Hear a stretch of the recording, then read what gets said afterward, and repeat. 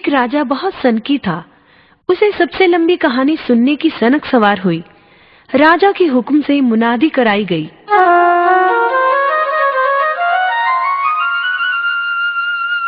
सुनो सुनो सुनो,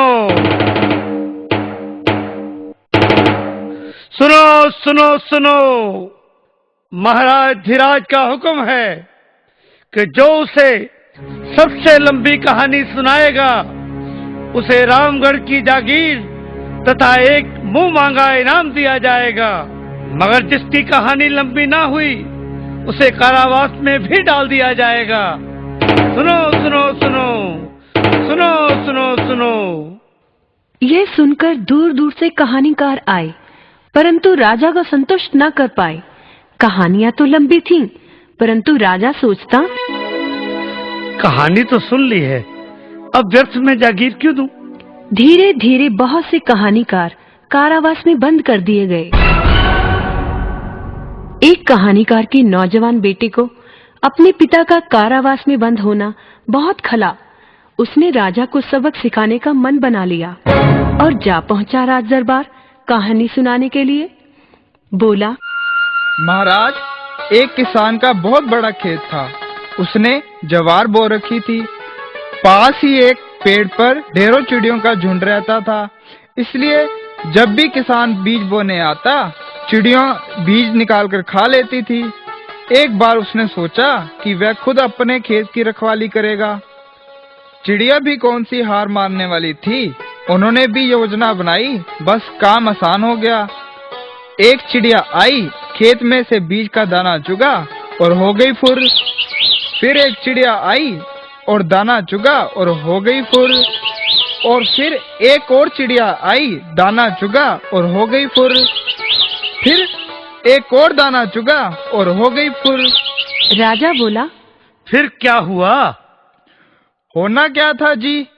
फिर एक चिड़िया आई, दाना चुगा और फुर। फिर आगे क्या हुआ?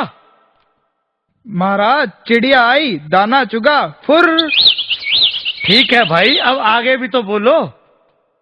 वही तो कह रहा हूँ महाराज, चिड़िया आई, दाना चुगा और फुर।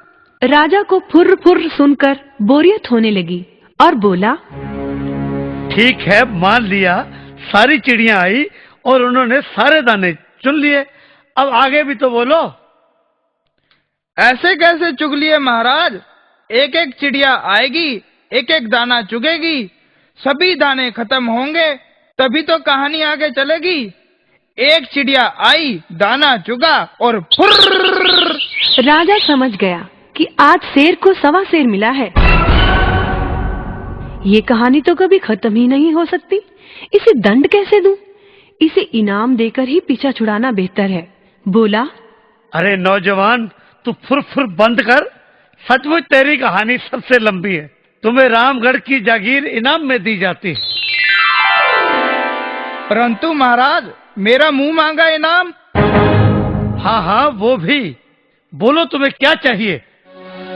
मेरा इनाम यही है कि आप सभी बंद कहानीकारों को छोड़ दें। बिना बात किसी को सताना अच्छी बात थोड़ी ही है।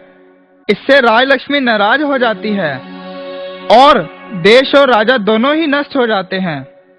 मैं चाहता हूँ कि हमारे वतन पर ऐसी विपदा कभी ना आए। बात तो तुम्हारी ठीक है। हम हुक्म सुनाते हैं, सभी कहानीकारों को बादब छोड़ दिया जाए। ये युवक बहुत समझदार है। हम घोषणा करते हैं कि हम राजकुमारी का ब्याह इस युवक से करेंगे और हमारे बाद यही इस देश के महाराज होंगे। इस प्रकार युवक ने अपने पिता को ही नहीं छुड़ाया, बल्कि सूझबूझ से राजा को सही रास्ते पर भी ले आया।